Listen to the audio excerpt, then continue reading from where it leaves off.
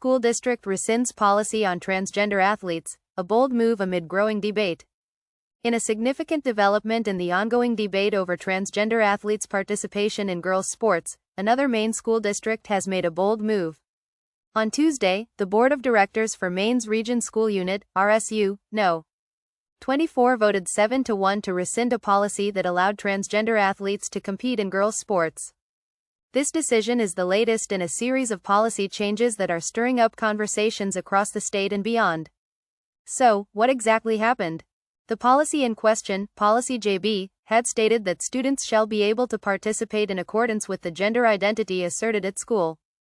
Essentially, this meant that transgender students could compete in girls' sports if they identified as female.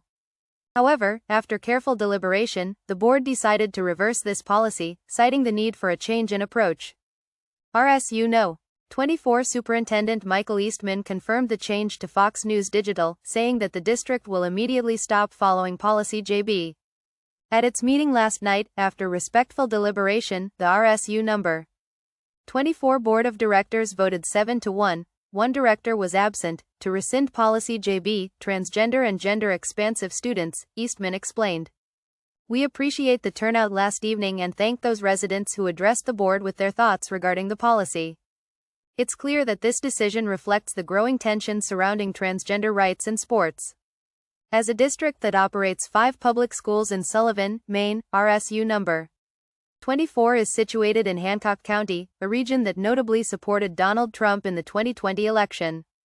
While this context may offer some insight into the decision, it's also important to recognize the broader implications. RSU No.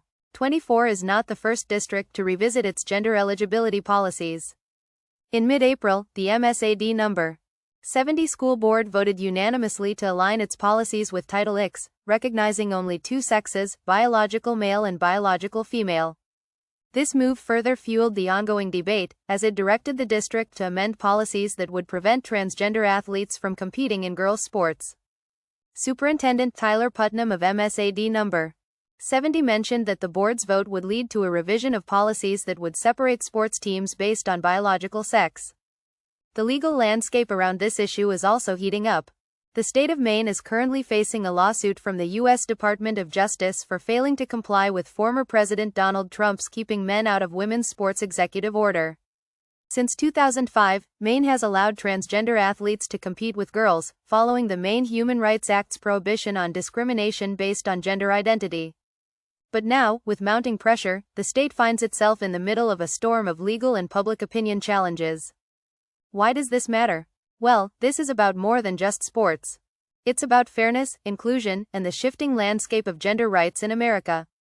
As districts like RSU No. 24 make these tough decisions, the broader public is left asking, where do we draw the line? Is it about protecting the integrity of women's sports, or is it about respecting the rights of transgender individuals? This latest move by RSU No. 24 is part of a larger national conversation about how to balance these complex issues. As this debate continues to evolve, it remains to be seen how other districts and states will navigate the fine line between inclusivity and fairness in sports. One thing is certain, this conversation is far from over, and it's only getting more heated.